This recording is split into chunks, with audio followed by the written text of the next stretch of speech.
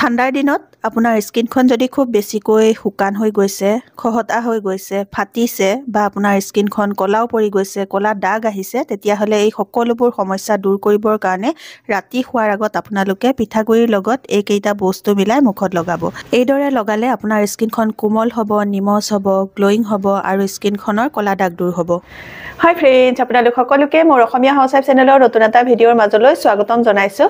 আজি মই মোৰ এই ভিডিঅ'টোত আপোনালোকক খুব বঢ়িয়া এটা স্কিন কেয়াৰ ৰিমেডি তৈয়াৰ কৰি দেখুৱাম, যিটো ৰিমেডি আপোনালোকৰ স্কিনখন চাফা কৰিবলৈ, বগা কৰিবলৈ, স্কিনখনৰ উজ্জ্বলতা বঢ়াবলৈ, স্কিনখন টাইট আৰু য়ং কৰি ৰাখিবলৈ সহায় কৰিব।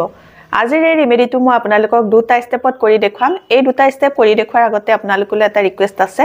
আপোনালোকে যদি মোৰ এই ভিডিঅ'টো ভাল পায়, ভিডিঅ'টোত এটা লাইক কৰি দিব, মোৰ চেনেলটো আপোনালোকে ছাবস্ক্ৰাইব কৰি ল'ব, ওচৰতে থকা বেল আইকনটো প্ৰেছ কৰি দিব, তেতিয়া মোৰ আহিবলগীয়া সকলোবোৰ ভিডিঅ' নটিফিকেশ্যন আপোনালোকলৈ সোনকালে যাব আৰু আপোনালোকে সোনকালে মোৰ ভিডিঅ'সমূহ চাবলৈ পাব।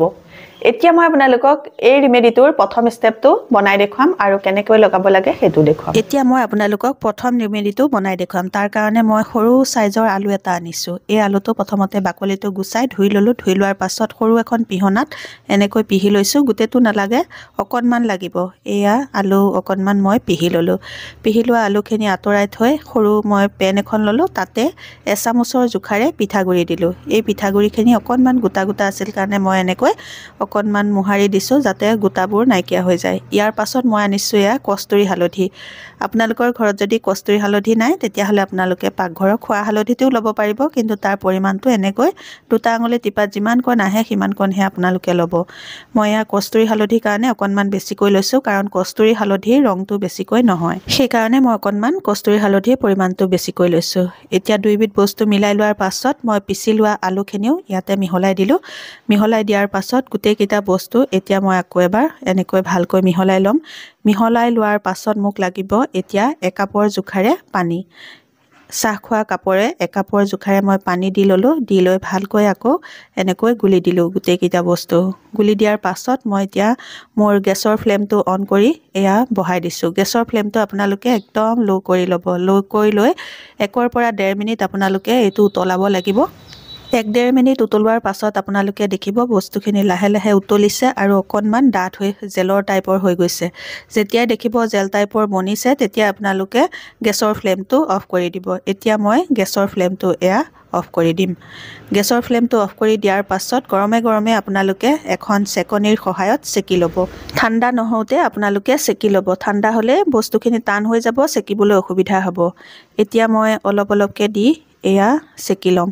চেকোতেও আকৌ ভালকৈ সৰকি নাযায়। আপোনালোকে এনেকৈ মোহাৰি মোহাৰি অকণমান ঘূৰাই ঘূৰাই দিলেহে জেলখিনি ওলাব আৰু সীতাটো ৰখি যাব। এইদৰে আপোনালোকে এইটো জেলটো প্ৰস্তুত কৰি ল'ব লাগিব। এতিয়া মই গোটেইখিনি দি ল'লোঁ। গোটেইখিনি দি লোৱাৰ পাছত এয়া চেকিছোঁ। চেকোতে যিমানখিনি বস্তু আছিলে তাৰ আধাৰো আধা হ'ব, মানে 3 ভাগৰ 1 ভাগহে পাব আপোনালোকে। এতিয়া মোৰ এই জেলখিনি তৈয়াৰ হৈ গ'ল। এই জেলখিনিৰ লগত আৰু মই দুবিধ বস্তু মিক্স কৰিম। এয়া দেখিছে একদম জেল টাইপৰ হৈছে।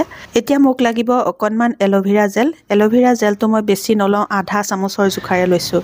এল'ভেৰা জেলটো এতিয়া মই মিক্স কৰি ল'ম। মিক্স কৰি লোৱাৰ পাছত ইয়াতে আৰু এবিধ বস্তু মিলাই খুব বঢ়িয়া এটা জেল তৈয়াৰ কৰিম। আৰু এই জেলটো আপোনালোকে যদি ফ্ৰিজত থৈ ব্যৱহাৰ কৰে, এসপ্তাহলৈ ব্যৱহাৰ কৰি থাকিব। এবাৰ বনাই আপোনালোকে এসপ্তাহলৈ ব্যৱহাৰ কৰিব পাৰিব। আৰু যদি ফ্ৰিজৰ বাহিৰত থয়, আপোনালোকে 3 পৰা 4 দিনলৈ এইটো বনাই পেলাই থৈ দিব পাৰিব। এতিয়া মই ইয়াৰ লগতে এয়া গ্লিচাৰিন মিলাম। গ্লিচাৰিন মই 10 টোপালমানৰ জোখাৰে এয়া মিলাই লৈছোঁ। গ্লিচাৰিন দিলে আপোনালোকৰ স্কিনখনৰ ড্ৰাইনেছ সমস্যা দূৰ হ'ব, স্কিনখন উজ্জ্বল হ'ব, স্কিনখন হাইড্ৰেট হৈ থাকিব। এতিয়া মই ভালকৈ গ্লিচাৰিনখিনি মিলাই ল'লোঁ। মিলাই লোৱাৰ পাছত এইটো খুব বঢ়িয়া এটা জেল তৈয়াৰ হৈ গ'ল।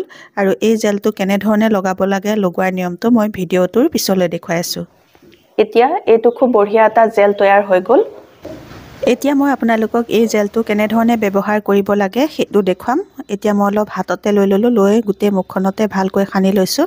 আপোনালোকে এই জেলটো ফেচ পেক হিচাপেও ব্যৱহাৰ কৰিব পাৰে। ফেচ পেক যিদৰে লগায় সেইদৰে আপোনালোকে ভালকৈ গোটেই মুখখনতে লগাই ল'ব। লগাই লোৱাৰ পাছত 10 মিনিট শুকাবলৈ দিব। 10 মিনিটৰ পাছত আপোনালোকে আকৌ অলপ জেল হাতত লৈ ল'ব। লৈ ওপৰত ভালকৈ লগাই দিব। লগাই লোৱাৰ পাছত আপোনালোকে 4 পৰা 5 মিনিট ভালকৈ মাছাজ কৰিব লাগিব। এইদৰে মাসাজ কৰি দিলে আপোনালোকৰ মুখত লাগি থকা লেতেৰা ধূলি বালি প্ৰদূষণো দূৰ হ'ব আৰু লগতে স্কিনত থকা ডেড স্কিন চেলবোৰ দূৰ হ'ব আৰু স্কিনৰ উজ্জ্বলতা বাঢ়িবলৈ বহুত বেছিকৈ সহায় হ'ব আৰু যদি আপোনালোকৰ স্কিনত ক'লা দাগ পৰিছে সেই ক'লা দাগ দূৰ হ'বলৈও সহায় হ'ব স্কিনখনৰ ড্ৰাইনেছ সমস্যা দূৰ হ'ব 4 পৰা 5 মিনিট ভালকৈ মুখখন মাসাজ কৰি লোৱাৰ পাছত এতিয়া মই আনিছো এখন টাৱেল এই টাৱেলখন মই কুহুমীয়া গৰম পানীত তিয়াই লৈ মুখখন ভালকৈ মচি লৈছো আপোনালোকে যিখন টাৱেলেৰে মুখখন মচিব সেই টাৱেলখন একদম সফট টাৱেল ল'ব আৰু কুহুমীয়া গৰম পানীত তিয়াই লৈ মুখখন মচি ল'ব এতিয়া মই মুখখন মচি ল'লো মুখখন মচি লোৱাৰ পাছত এতিয়া মই ভাল পানীৰে মুখখন ভালকৈ ধুই আহিলো মুখখন ধোৱাৰ পাছত এই নেভিয়া সফট ক্ৰীমটোৱে মই আপোনালোকক খুব বঢ়িয়া এটা ৰিমেডি তৈয়াৰ কৰি দেখুৱাম যিটো আপোনালোকে এই জেলটো লগোৱাৰ পাছত লগালে আপোনালোকৰ স্কিনখন খুব সফট হ'ব উজ্জ্বল হ'ব আৰু আপোনালোকৰ স্কিনত ক'লা ডাৰ্ক স্পট থাকিলে দূৰ হ'ব আৰু আপোনালোকৰ স্কিনখন টাইট হৈ থাকিব ইয়ং হৈ থাকিব এতিয়া মই আপোনালোকক এই নেভিয়া সফট ক্ৰীমটোৱে এটা ভাল ৰিমেডি বনাই দেখুৱাম কেনে ধৰণে বনাও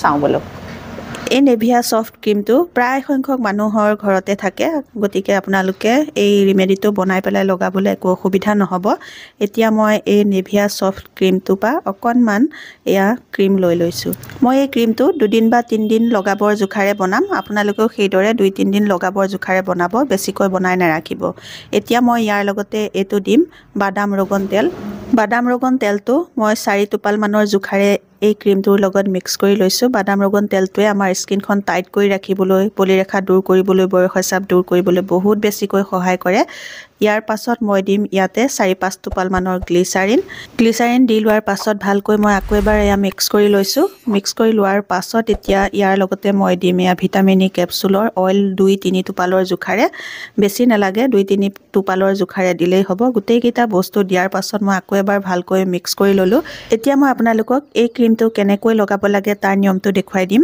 আৰু এই ক্ৰীমটো লগালে আপোনালোকৰ বয়সৰ চাপ দূৰ হ'ব স্কিনখন সফট আৰু উজ্জ্বল হৈ পৰিব এতিয়া মই এই তৈয়াৰ কৰি লোৱা ক্ৰীমটো অকণমান হাততে লৈ লৈছো এয়া অকণমান লাগিব বেছি নহয় এইমান জোখাৰে আপোনালোকে ল'ব লৈ পেলাই গোটেই মুখখনতে ডট কৈ লগাই পেলাই আপোনালোকে মাসাজ কৰিব লাগিব খুব ভালকৈ আপোনালোকে 2 পৰা 3 মিনিট এনেকৈ ক্ৰীমটো লগাই মাসাজ কৰিব এনেকৈ মাসাজ কৰি দিলে আপোনালোকৰ স্কিনখনত ব্লাড সাৰ্কুলেশন হ'ব আৰু লগতে এই ক্ৰীমটো আপোনালোকৰ স্কিনত এবজৰ্ব হৈ যাব আপোনালোকে এই ক্ৰীমটো 2 বা 3 দিনৰ কাৰণে বনাই ল'ব তাৰ পিছত লগাব আকৌ 2-3 দিনৰ কাৰণে বনাব তাৰ পিছত আকৌ লগাব বেছি দিনৰ কাৰণে বনাই পেলাই থৈ নিদিব এইদৰে আপোনালোকে ঠাণ্ডাৰ দিনত স্কিনখন কেয়াৰ কৰিব আপোনালোকৰ স্কিনখন ইয়ং হৈ থাকিব সফট হৈ থাকিব আৰু আপোনালোকৰ স্কিনখন ড্ৰাই নহ'ব স্কিনখনৰ উজ্জ্বলতা বাঢ়ি থাকিব আজিৰ এই ভিডিঅ'টোত মই আপোনালোকক ঠাণ্ডাৰ দিনত স্কিন কেয়াৰ কৰিবৰ বাবে দুটা ষ্টেপত খুব বঢ়িয়া ৰিমেডি দুটা দেখুৱালো আপোনালোকে নিশ্চয় এই ভিডিঅ'টো ভাল পাইছে যদি আপোনালোকে এই ভিডিঅ'টো ভাল পাইছে মোৰ ভিডিঅ'টোত এটা লাইক কৰি দিব মোৰ চেনেলটো সাবস্ক্ৰাইব কৰি ল'ব আৰু আপোনালোকৰ ফ্ৰেণ্ডৰ লগতো এই ভিডিঅ'টো শ্বেয়াৰ কৰি দিব নতুন এটা ভিডিঅ'ৰ সৈতে নতুন এটা বেলেগ টিপছৰ সৈতে আপোনালোকৰ মাজলৈ আকৌ আহিম তেতিয়ালৈকে নমস্কাৰ আজিলৈ আহোঁ